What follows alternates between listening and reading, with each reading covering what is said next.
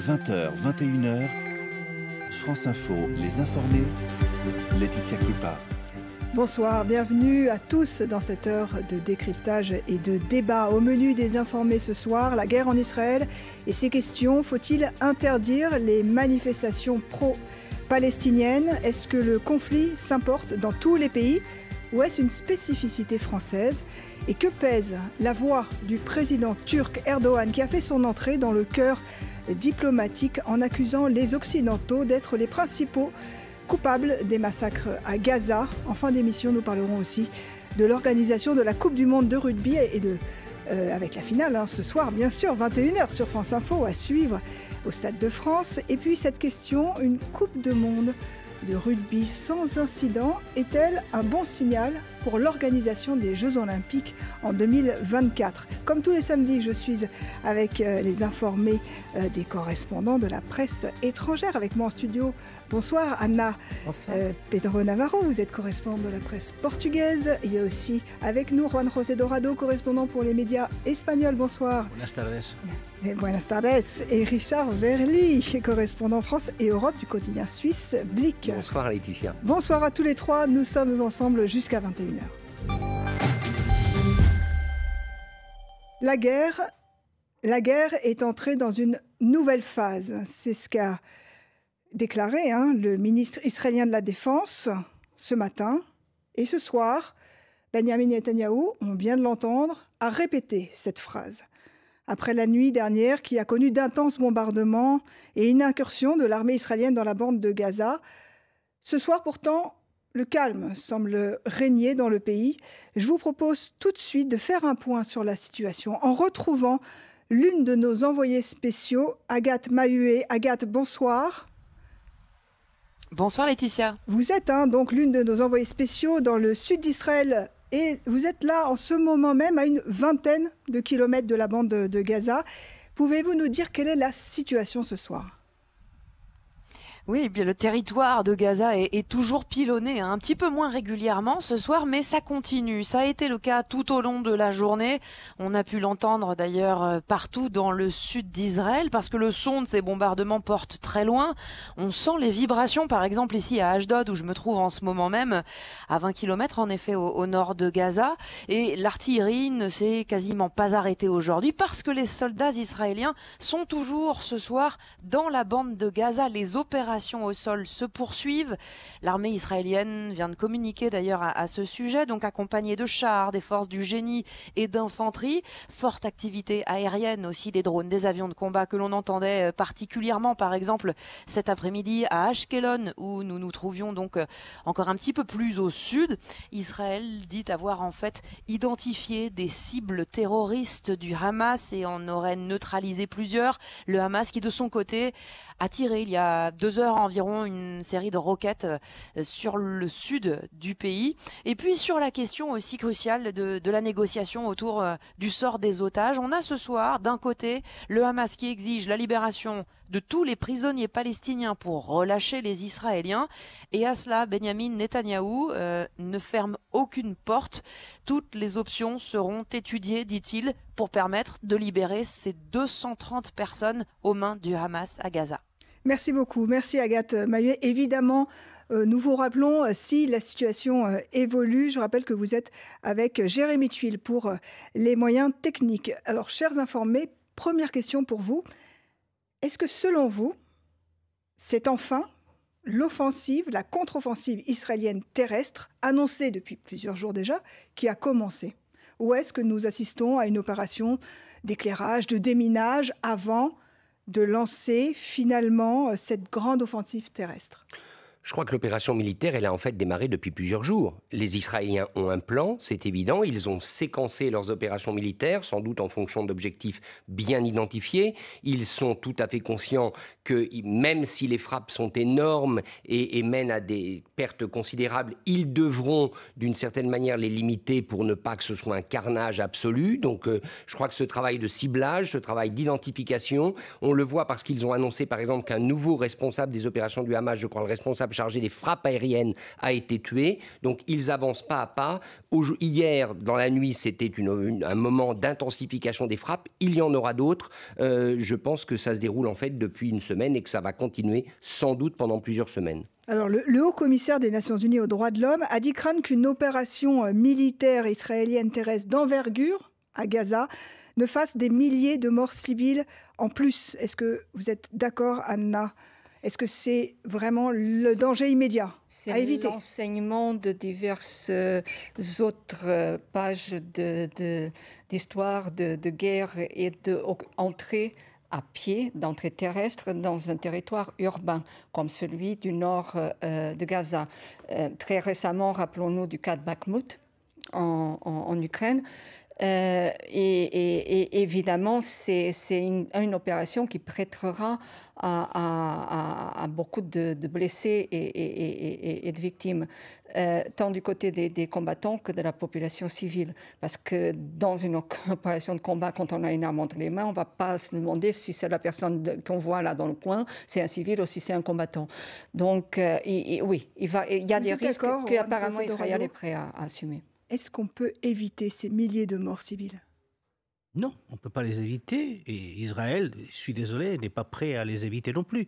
S'il avait voulu les éviter, il aurait évité peut-être de bombarder de façon un peu indiscriminée la population civile de Gaza, de la même façon qu'il a demandé aux Gazaouis de déplacer la population, de quitter Gaza. Vous savez, il y a 3 semaines, dans tous les plateaux, on s'indignait parce qu'il y avait des Arméniens qui devaient se déplacer. Je n'entends pas la même indignation aujourd'hui du côté des Gazaouis. Donc non, je crois qu'Israël a, comme Richard l'a dit, a séquencé ses actions. Il va aller de l'avant et peu lui importe qu'il y ait des morts civiles par des milliers. Et pourquoi ? Voyez la réaction d'Israël, de Benjamin Netanyahou, par rapport à l'ONU, quand le secrétaire général de l'ONU a rappelé qu'il n'a pas le droit de faire ce qu'il veut.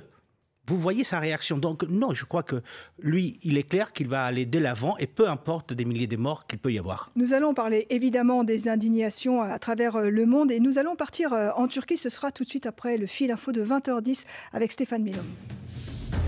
Israël explorera toutes les options pour libérer les otages aux mains du Hamas. La déclaration ce soir du Premier ministre israélien Benjamin Netanyahou à la demande du mouvement terroriste palestinien, à savoir la libération de tous ses prisonniers en échange de la libération des otages qu'il détient. Le Hamas accuse aussi Israël d'avoir bloqué un accord sur les otages. Benjamin Netanyahou assure surtout qu'il va rendre l'appareil au Hamas après son attaque du 7 octobre. Les objectifs sont clairs, dit-il, c'est la destruction de la capacité militaire du Hamas, alors qu'Israël incite toujours les habitants de Gazaville à fuir vers le sud dans la perspective d'une attaque terrestre. 3 000 à 4 000 manifestants à Paris aujourd'hui pour un rassemblement pro-palestinien interdit par la préfecture de police. 80 personnes déjà verbalisées. À Orléans, Montpellier, Nice, les rassemblements ont pu se tenir. Ça s'est décidé au tribunal administratif. 1800 manifestants également à Marseille, rassemblement à Grenoble ou encore Périgueux. Au moins 3 personnes tuées à Kiev après des chutes d'arbres et des centaines de localités d'Ukraine se retrouvent ce soir sans courant après de fortes intempéries. Le réseau électrique en Ukraine reste fragile en raison des bombardements russes.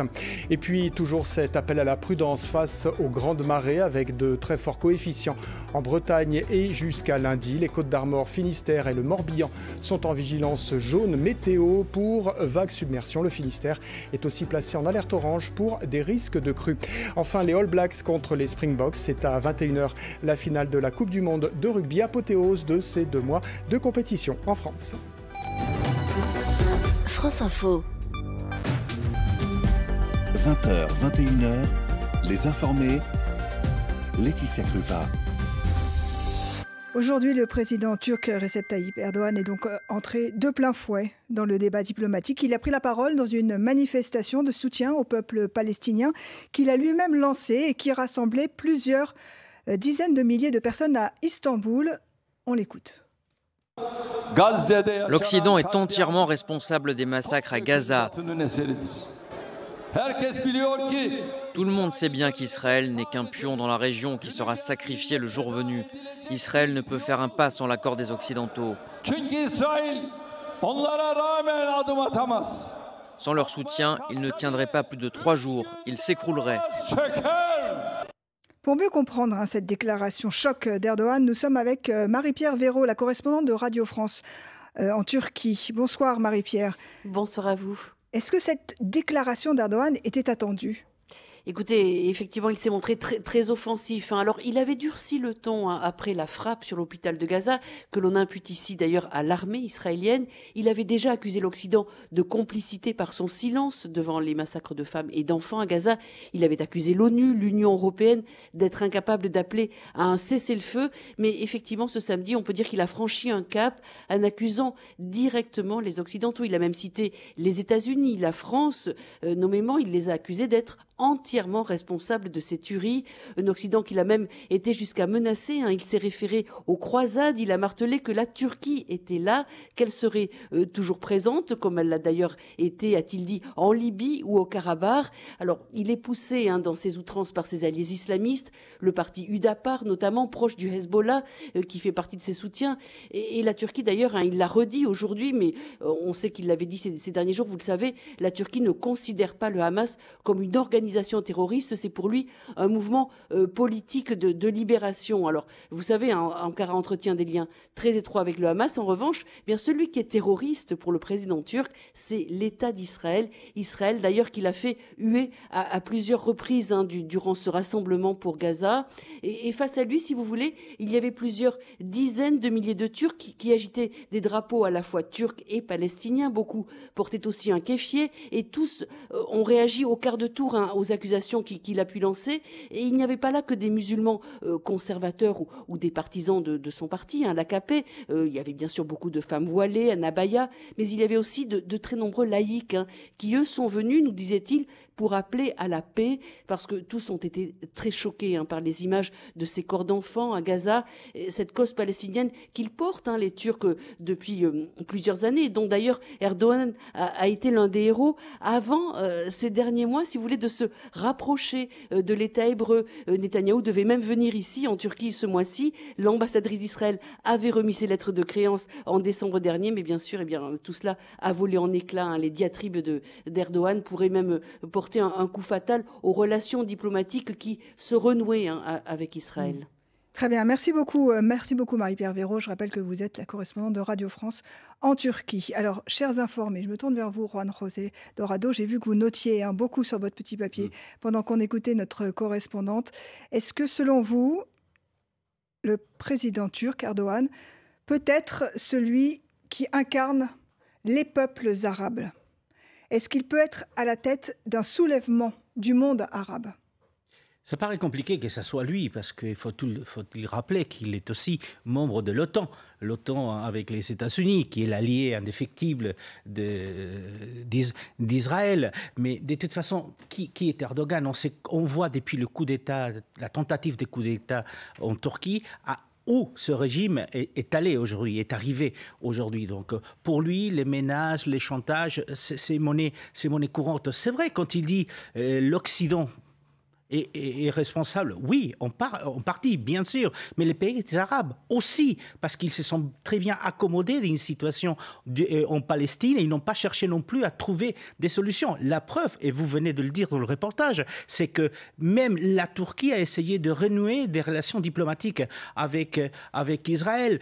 C'est le cas aussi du Maroc, c'est le cas de l'Égypte. Donc cette responsabilité de ce qui se passe là-bas, elle n'est pas uniquement attribuable aux Occidentaux, elle l'est aussi aux pays arabes. Et bien sûr, quand on parle des Occidentaux, on parle de l'Union européenne qui établit des accords commerciaux très particuliers avec Israël. Mais c'est vrai que Erdogan joue son rôle parce qu'il parle aussi aux populations arabes, mais il parle aussi à sa population à lui, sachant qu'effectivement, c'est un régime un tout petit peu particulier au Moyen-Orient. Anna, vous êtes d'accord ? Anna Pedro Navarro, vous êtes d'accord ? Oui, on ne peut pas oublier non plus qu'il a parlé aujourd'hui, il a monté d'un cran sa position et son hostilité à quelques heures, en somme toute, de centenaire de la République d'Atatürk. Et Erdogan, toute cette affaire palestinienne, israélo-palestinienne, lui vole la vedette quelque part. Il allait faire des annonces. On sait déjà par rapport à la République laïque, etc., qu'il n'en veut pas, etc. Vous pensez que c'était un de ses objectifs? Est-ce que ces déclarations préparent à une annonce, à un positionnement différent, géopolitique différent de la Turquie ou pas, on va voir dans les heures qui viennent. Donc c'est ce dimanche 29 que normalement les célébrations commencent. Mais la question à se poser, c'est est-ce qu'il sacrifie vraiment les intérêts géopolitiques d'Israël à ses convictions islamistes, ou est-ce qu'il voit dans le monde qui se délite, qui change, qui ne sera plus jamais le même, est-ce qu'il voit que l'intérêt géopolitique de la Turquie est dans un autre camp que celui où elle a été jusqu'à présent? Dernière petite chose, quand même, malgré toute cette diatribe, il n'a pas fermé le pipeline d'où vient essentiellement 60% du pétrole Kazakhstan et Azerbaïdjan essentiellement, vers Israël. Il vient vers un port côtier turc et ensuite il part vers un port côtier israélien. Je profite d'être avec vous pour parler un peu d'Europe parce qu'il y a une autre voix qu'on a moins entendue, peut-être parce qu'elle était sur le réseau social X. Il s'agit du chef de la diplomatie européenne, Joseph Borrell, qui a réclamé une pause des hostilités. Est-ce que c'est lui qui incarne la voix européenne? Est-ce que, selon vous, il existe une voix européenne unitaire et que pèse-t-elle? Richard Berly. La voix européenne, elle s'est exprimée hier au Conseil européen de Bruxelles où j'étais à travers les 27. Les 27 pays membres étaient réunis, leurs 27 chefs d'État et de gouvernement, et ils ont pris une position qui, certes, est unanime en faveur de trêve humanitaire, en faveur de la possibilité d'établir un couloir humanitaire maritime, c'est-à-dire de venir au secours par la mer aux populations de Gaza, mais on est essentiellement de la part des 27 dans le registre humanitaire, et le lendemain, il y a eu le vote d'une résolution des Nations Unies où les 27 pays européens ont voté de manière divisée. Voilà, donc je crois que très fracturé, le seul sujet pour l'instant sur lequel les Européens sont d'accord, c'est l'aide humanitaire. Même sur le mot trêve, pour savoir si ça devait être au singulier ou au pluriel, il y a eu des discussions. C'est triste, mais c'est comme ça. Donc, que Borrell soit le visage de l'Union européenne,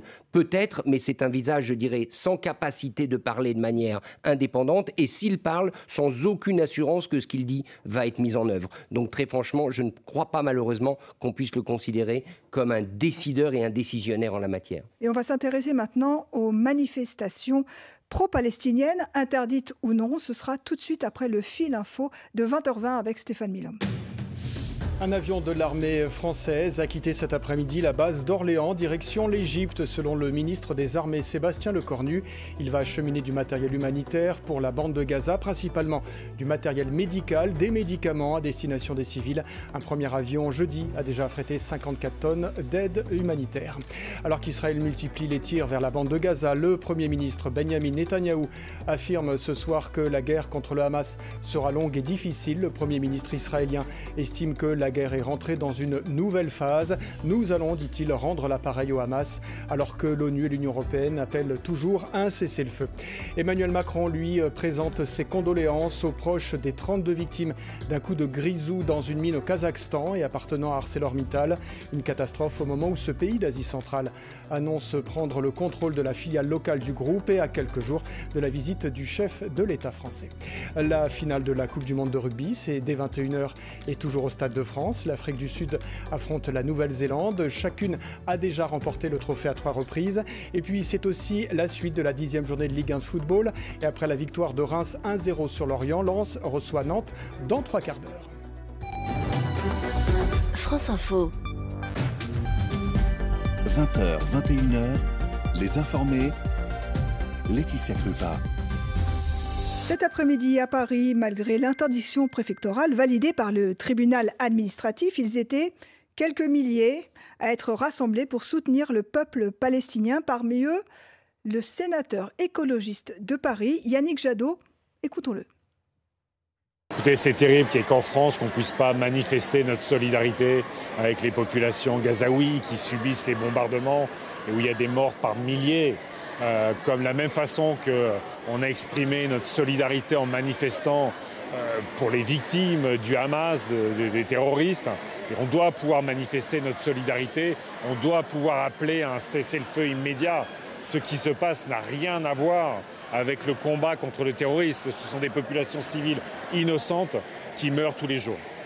Je précise que d'autres manifestations ont bien eu lieu, n'ont pas été interdites, notamment à Orléans ou à Montpellier. Chers informés, est-ce que chez vous, dans vos pays respectifs, les manifestations en soutien au peuple palestinien sont aussi interdites ? En Espagne, pas du tout en Espagne. D'ailleurs, depuis une quinzaine de jours, depuis le début, il y a des manifestations pro-palestiniennes, pas pro-Hamas. Demain, il va y avoir une nouvelle manifestation. On attend des dizaines et des dizaines de milliers de personnes du côté de Madrid. Il y avait 70 000 il y a 10 jours du côté de Barcelone. En Espagne, ils ne sont pas du tout interdits. Ce qui se passe en France est très, très particulier. J'attends maintenant voir qui sont ceux qui vont appeler M. Jadot un pourvoyeur ou quelqu'un qui est d'accord avec les terroristes parce qu'il était dans ces manifestations interdites.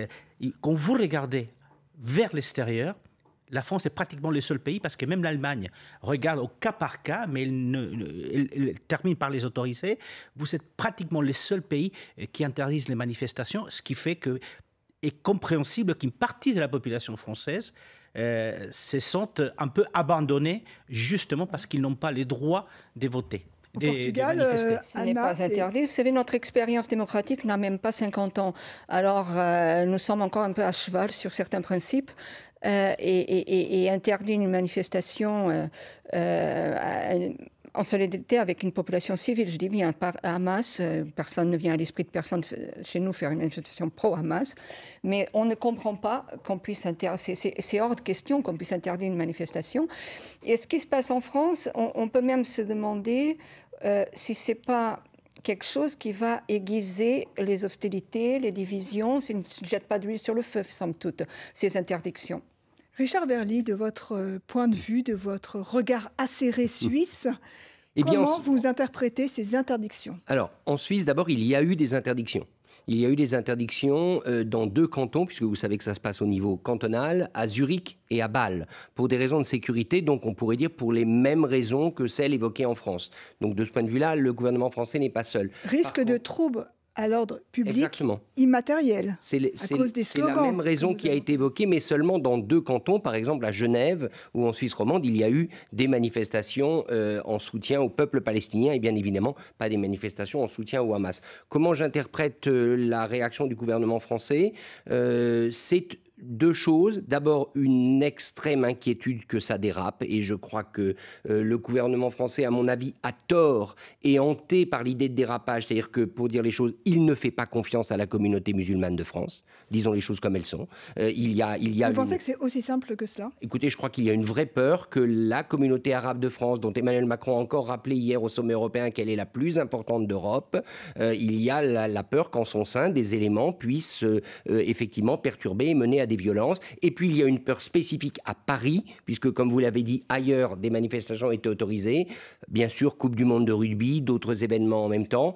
Peut-être peut-on, aujourd'hui, jour de finale de la Coupe du monde de rugby, avoir une forme d'indulgence pour le gouvernement, mais prendre cette mesure d'interdiction dès le début, moi-même j'ai fait un éditorial pour dire que ce n'est pas tenable, et je pense que dans la durée, ça ne le sera pas. Plus les images arriveront de Gaza, et plus le gouvernement, en la matière, se retrouvera le dos au mur. Finalement, Anna, quand on vous écoute, on comprend que ça peut être contre-productif pour l'État français. C'est-à-dire qu'il aura une image d'un État qui est pro-israélien et qui prend parti dans ce conflit.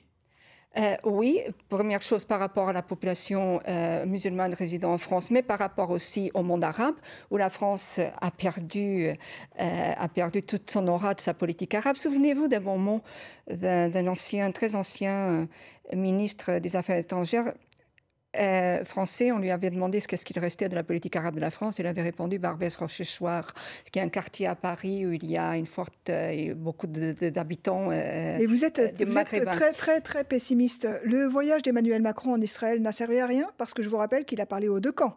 Il a parlé aux 2 camps, ce que n'avait pas réussi à faire Biden. Il a parlé aussi au roi de Jordanie. Il a parlé aussi au président d'Égypte.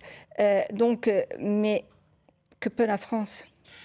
Le problème, c'est qu'aujourd'hui, Macron, avec ce voyage, n'a pas réussi à rééquilibrer la politique au Moyen-Orient de la France. Il a essayé, mais ça n'a pas marché. Parce que le coup d'après, il interdit une manifestation. Et parce que c'est vrai que depuis le début, le 7 octobre, il s'est aligné à côté d'Israël. Il a laissé très peu d'espace, justement, aux musulmans de France qui ont cette sensation d'être abandonnés par son gouvernement. Vous imaginez interdire une manifestation et avoir 4000 personnes, s'il avait été autorisé, il serait 25 ou 30 000 dans la rue cet après-midi. Restez avec nous, nous allons évidemment continuer ce débat passionnant dans quelques minutes dans la deuxième partie des Informés. Et nous viendrons aussi en France pour parler de la sécurité pendant la Coupe du Monde de rugby et des futurs Jeux Olympiques. Pour des repas en famille toujours au beau fixe, regardez la météo avec Picard et son service de livraison à domicile. Tous vos produits livrés partout en France, au même prix qu'en magasin. Prenez soin de votre santé et de l'environnement en regardant la météo avec le groupe Vive. Groupe Vive, pour une santé accessible à tous.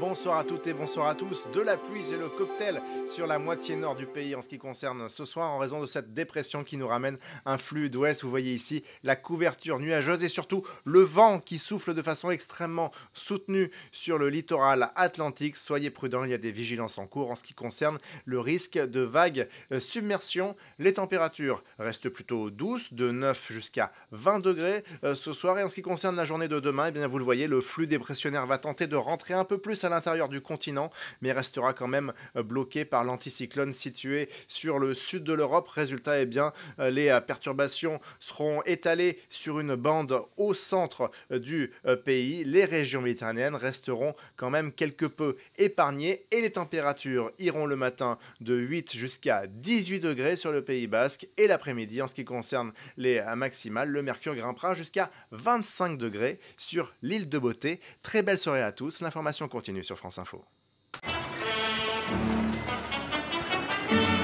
Vous avez regardé la météo avec le groupe Vive. Groupe Vive, pour une santé accessible à tous. Vos repas en famille seront toujours au beau fixe. C'était la météo avec Picard et son service de livraison à domicile. Tous vos produits livrés partout en France, au même prix qu'en magasin.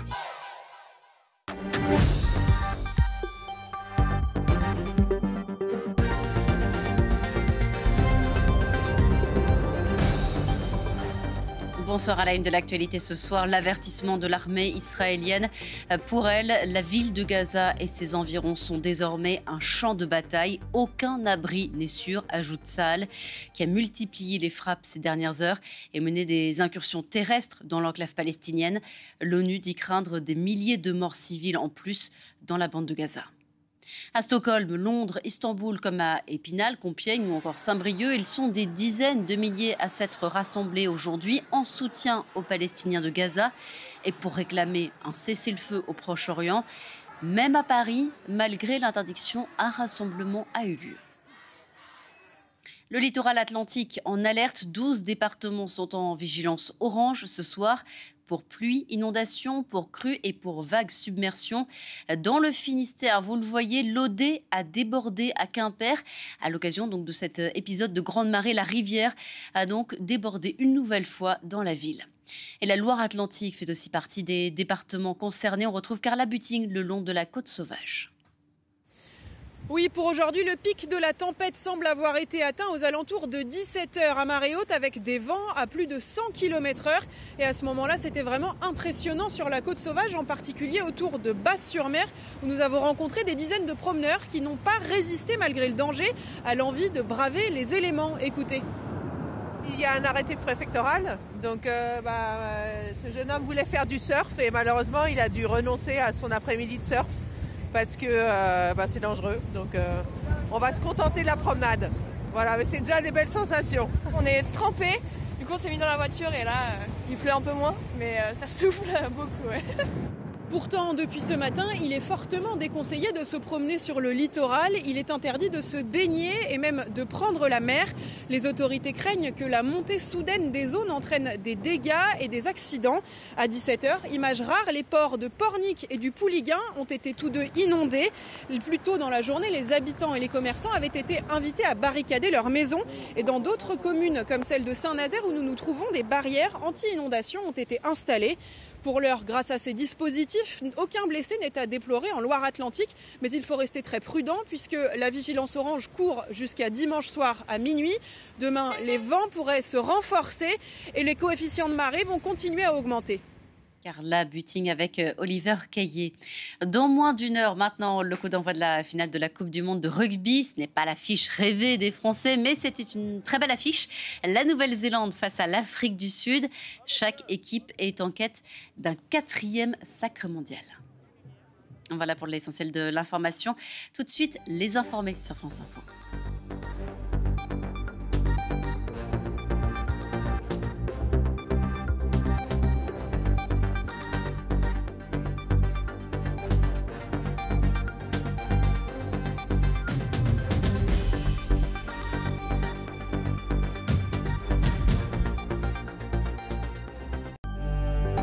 20h, 21h, France Info, les informés, Laetitia Krupa. Et dans cette deuxième partie des informés, nous allons évidemment continuer de débattre sur la situation en Israël, mais nous allons aussi parler de la question de la sécurité pour la finale de la Coupe du Monde de rugby tout à l'heure à 21h au Stade de France, mais aussi pour les futurs Jeux Olympiques de 2024. Et je suis toujours en compagnie de mes confrères de la presse étrangère, Anna Navarro-Pedro, correspondante pour la presse portugaise, Richard Verly, correspondant suisse pour le quotidien Blick, et puis Juan José Dorado, correspondant pour les médias espagnols. Alors, avant de parler de l'organisation des grands événements sportifs, je vous propose, chers informés, de terminer notre discussion, comme promis, sur Israël, avec la question du traitement médiatique et des opinions publiques. Chers informés, est-ce que dans vos pays respectifs, la couverture médiatique de la guerre en Israël est aussi massive qu'ici, qu'en France? Et quelles sont les répercussions, s'il y en a, sur les opinions publiques et sur les divisions éventuelles? Richard Verly. Alors, si je prends le cas de la Suisse, je pourrais dire qu'il y a une forme de similitude avec le traitement des médias français. C'est-à-dire qu'il y a eu le moment de la sidération lorsque l'assaut est survenu et d'une première phase qui, disons-le, a été une phase de solidarité, même médiatique, très forte avec Israël attaqué. Ça a été très visible en Suisse également. Peut-être un peu plus tôt qu'en France, la question de la cause palestinienne, la question du sort des civils à Gaza a émergé, notamment en raison du rôle du Comité international de la Croix-Rouge, qui est basé à Genève, qui a participé à des libérations d'otages. Et maintenant, je dirais, une bonne partie de la couverture, elle est sur deux aspects. Bien évidemment, le déroulement militaire qui continue d'occuper beaucoup de terrain dans les médias et les conséquences régionales, c'est-à-dire la possibilité pour le conflit de s'étendre. La différence, je crois, importante, c'est moins sur la densité, c'est-à-dire le nombre d'articles ou le nombre d'occurrences à la télévision, que sur la tonalité. On sent que la France, pardonnez-moi l'expression, est un pays quand même qui a peur, qui est beaucoup plus inquiet que la moyenne. On vient d'en parler à propos des manifestations, des conséquences que ça pourrait avoir sur son territoire, parce qu'il y a eu aussi derrière les attentats, le récent meurtre de l'enseignant d'Arras. Donc je dirais, on est tout aussi dramatique, mais moins terrorisé en quelque sorte qu'en France, en ce qui concerne la Suisse. Anna Navarro-Pedro, est-ce qu'au Portugal, il y a aussi cette importation du conflit israélo-palestinien sur le sol portugais comme en France? Non, il n'y a pas, parce qu'il n'y a pas la même population, si vous voulez, la même configuration de population au Portugal. Mais par contre, c'est un pays touristique. Et donc, les services secrets et l'armée ont augmenté, ce qui est très rare d'ailleurs, le danger d'attentats de modéré à un peu plus élevé. Et donc, ils disent, ce n'est pas qu'il y a quelque chose de précis, pas du tout. C'est juste qu'on doit prévenir parce qu'effectivement, il y a des choses qui peuvent se passer sur le territoire européen et nous recevons beaucoup de touristes d'autres pays, français, anglais, allemands, etc. Donc, Juan José Dorado, est-ce qu'en Espagne, c'est une situation un peu similaire quant à la couverture médiatique et aux conséquences sur les divisions de l'opinion publique? En ce qui concerne la couverture médiatique, et grosso modo comme en France, il y a quand même une grosse différence, c'est que l'Espagne n'a pas de télé d'information continue comme en France. Donc ça fait qu'effectivement on parle, si vous voulez, au niveau de la télévision, un tout petit peu moins. Mais la couverture reste quand même assez importante. Il y a après une autre grosse différence, c'est que l'Espagne est plutôt un pays pro-arabe, pro-palestinien. Et il y a des voix discordantes qui, depuis les premiers jours... Et notamment... Là, vous sous-entendez que la France ne l'est pas? Ne l'est pas. Je vais vous donner un exemple. Il y a 3 ministres du gouvernement espagnol qui ont demandé encore aujourd'hui à rompre les relations diplomatiques avec Israël, à amener Netanyahou devant le tribunal pénal international, à qualifier l'opération d'Israël des génocides et des crimes de guerre. Et ça, c'est des ministres espagnols en même temps que le président espagnol était au Conseil européen à Bruxelles. Il faisait ce type de déclaration en Espagne. Donc, ça fait qu'en Espagne, on n'a pas importé chez nous. D'ailleurs, il y a des grosses manifestations, mais il n'y a pas de débordements. Parce que, comme je vous disais, on est plutôt pro-palestinien. Mais est-ce que ces ministres sont suivis par les Espagnols, par les opinions publiques? Mais vous savez, demain, il va y avoir près de 100 000 personnes à Madrid qui vont manifester, 70 000 l'autre jour du côté de Barcelone. Donc, encore une fois, nous, on a établi des relations diplomatiques avec Israël très tard. C'était en 86. Depuis 1948, l'Espagne n'a eu des relations diplomatiques qu'en 86. Mais on a un gouvernement de coalition où les ministres radicaux de la gauche radicale appellent clairement donc à rompre les négociations ou les relations diplomatiques avec Israël. Donc, ça fait qu'en Espagne, pas de débordements, beaucoup d'informations, mais en même temps, parfois, on a du mal à comprendre ce qui se passe, notamment en France, par rapport à l'interdiction, par exemple, des manifestations en France. Richard Verlier, ensuite, en Suisse, on reste neutre? Oui, il y a une volonté, en tout cas des médias, de rester le plus neutre possible et avec beaucoup d'attention sur toutes les questions humanitaires liées, comme je le disais, au CICR, mais également à la présence des Nations Unies. Ça, c'est très important. Par contre, le gouvernement suisse, qui est un gouvernement dominé par la droite conservatrice, est quand même un gouvernement qui, je dirais, diplomatiquement parlant, regarde plus du côté d'Israël, c'est évident, que du côté palestinien. Mais en ce qui concerne les médias, la question humanitaire, comme toujours dans le cas de conflit, ça ne vous étonnera pas. Lorsqu'on parle d'aide, lorsqu'on parle de droit humanitaire international, lorsqu'on parle de droit de la guerre, on regarde vers Genève parce que c'est là que ces choses-là se négocient. Mais quand même, à vous entendre, chers informés, nous avons l'impression, et je pense que tous les Français ont cette impression, qu'il faut choisir son camp. Est-ce que c'est le cas de l'Espagne? Est-ce que c'est le cas du Portugal, de la Suisse? Est-ce qu'il faut choisir le camp israélien ou le camp palestinien? Non, il faut pas choisir. D'ailleurs, c'est pour ça qu'il n'y a pas de débordement du côté espagnol. On peut être pro-palestinien. Et je dis, il y a quand même une crise, il y a des massacres qui sont commis avec la population civile. Et de l'autre côté, aucun ministre, aucune personnalité n'a traité le Hamas de groupe... de libération nationale. C'est un groupe terroriste. Ça a été la position très claire des Espagnols depuis le premier moment. Après, on n'est pas d'accord sur l'action d'Israël, mais ça, c'est autre chose. Choisir son camp, vous savez, c'est dans une situation pareille, c'est quand on est vraiment à la veille d'une guerre. Quand une guerre éclate, on doit choisir son camp parce que si on reste seul, on est mort. Donc, pour l'instant, au Portugal, on n'y pense pas encore, mais on axe beaucoup l'information sur les conséquences géopolitiques régionales. Et le rôle du secrétaire général des Nations Unies, qui est portugais et qui fait preuve ces temps-ci d'un courage qu'il faut relever. Absolument. Et nous changeons de sujet, chers informés. Nous allons parler rugby et puis Jeux Olympiques. Un peu de fraternité, de solidarité. Ce sera juste après le fil info de 20h40 avec Stéphane Milhomme. Au moins 80 personnes verbalisées à Paris aujourd'hui pour avoir participé à la manifestation pro-palestinienne qui était interdite. 300 à 4000 participants selon la police. À Orléans, Montpellier ou encore Nice, les rassemblements ont pu se tenir, mais ça s'est décidé au tribunal administratif. 1800 manifestants à Marseille, rassemblement également à Périgueux ou encore à Grenoble. Israël explorera toutes les options pour libérer les otages aux mains du Hamas. La promesse ce soir du Premier ministre israélien Benyamin Netanyahou. Pour lui, cet enlèvement constitue un crime contre l'humanité. Le Hamas, lui, demande la libération de tous ses prisonniers en échange de la libération des otages qu'il détient, 230 otages selon les chiffres avancés par Israël.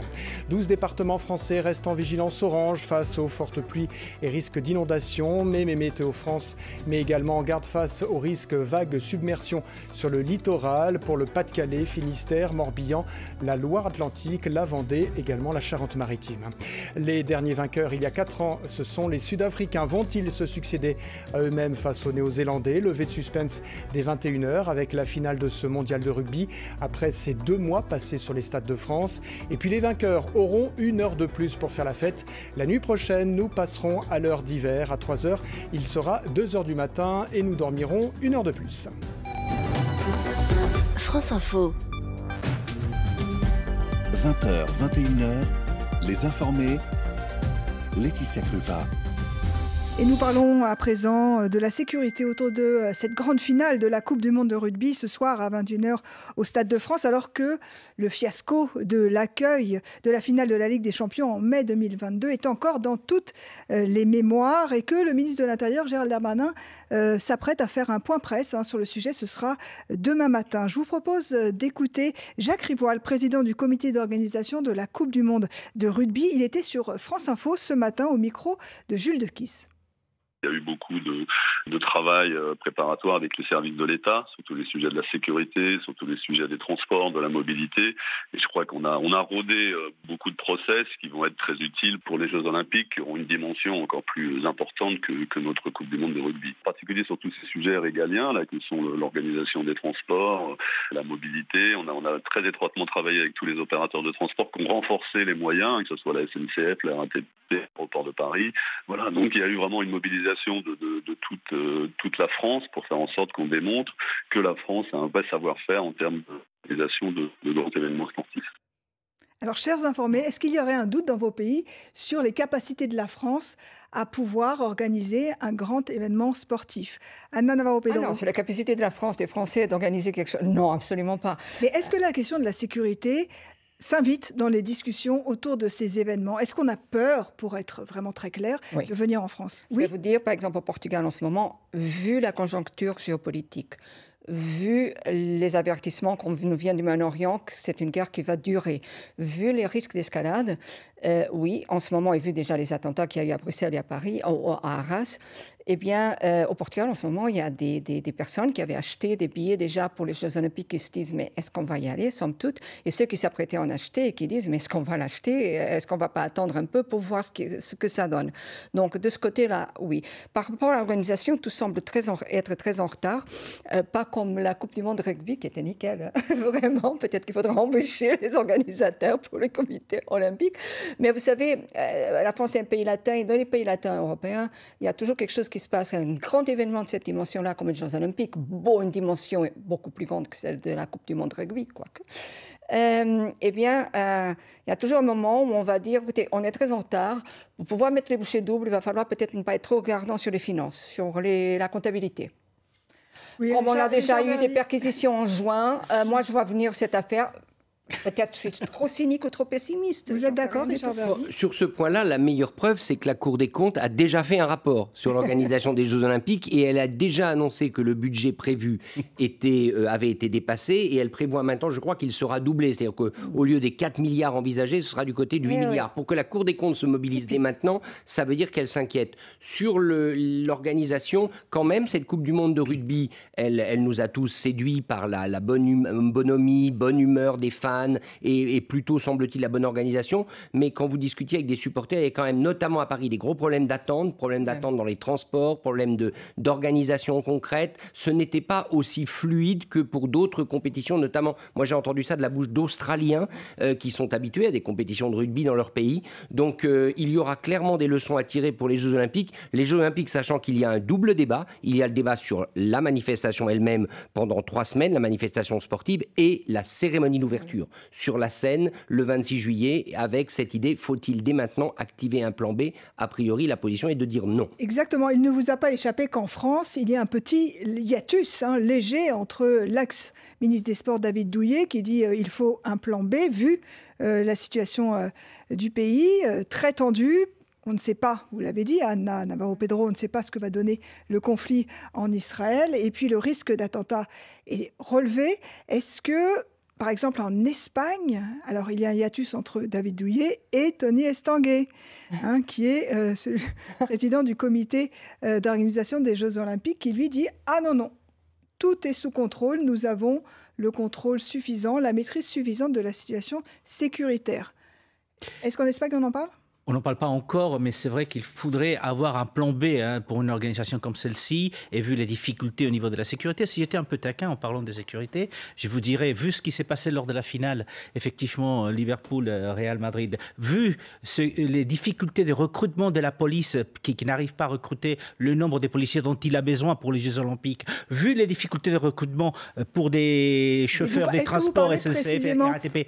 De cette cérémonie d'ouverture, parce que c'est vrai, vous avez raison, Richard, On attend 500 000 téléspectateurs. Le long de la Seine, puisqu'elle se déroulera sur la Seine. Et on apprend qu'apparemment, déjà, l'itinéraire aurait été réduit. Donc, ce n'est pas un plan tout à fait B, mais c'est déjà un plan AB, en quelque sorte. C'est un cauchemar, de toute façon, de sécuritaire. Oui, donc justement, on est en droit de se poser la question si la sécurité pourra être donc assurée comme il se doit. La France annonce 45 000 policiers pour assurer la sécurité. Les avoir sous la main, ce que dit Juan Rosé est très juste. Il faut les avoir. Des problèmes de recrutement, notamment pour les agents de sécurité.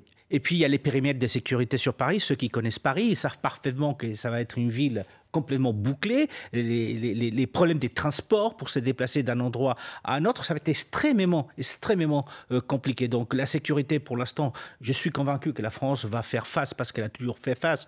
Elle vient de le montrer avec la Coupe du Monde de rugby. Elle arrive à s'en sortir parce qu'elle a le savoir-faire. Mais il y a aussi cette conjoncture géopolitique internationale qui peut faire que ces Jeux Olympiques soient à une poudrière justement, où pourrait y avoir beaucoup de problèmes par rapport justement, je ne veux pas parler de Munich dans les années 70, mais c'est vrai qu'assurer la sécurité, ça va être très compliqué pour la France. Et est-ce qu'on a les moyens aujourd'hui? J'ai encore quelques doutes. Donc pour résumer, chers informés, je vous sens tous inquiets.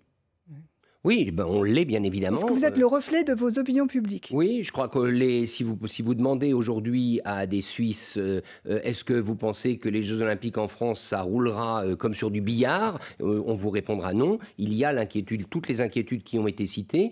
Et puis il y a quand même un autre problème, c'est que ces temps-ci, on l'a déjà dit d'ailleurs sur ce plateau, Paris est une ville qui quand même fait beaucoup de mécontents. Certes, il y a beaucoup de tourisme, mais il y a beaucoup de gens qui sont inquiets de l'état des infrastructures dans Paris, l'état de la ville elle-même, et ça ne va pas disparaître du jour au lendemain par la magie olympique. On va quand même finir cette émission sur une pointe positive, une touche positive, s'il vous plaît. Est-ce que vous allez regarder cette grande finale de la Coupe du Monde de rugby? Oui, bien sûr. Anna, vous êtes fan de rugby? Bien sûr, c'est dommage que la France n'y soit pas, que le Portugal n'y soit pas d'ailleurs.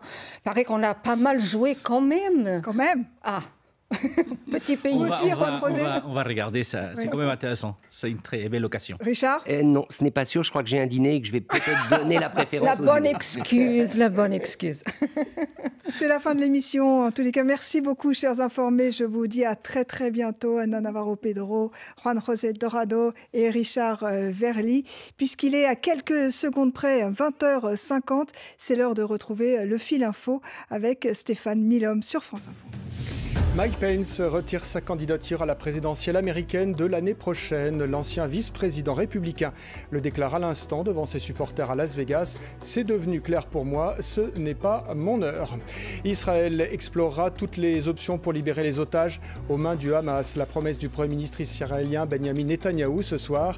Il reste inflexible. Vaincre le Hamas est un défi existentiel pour Israël.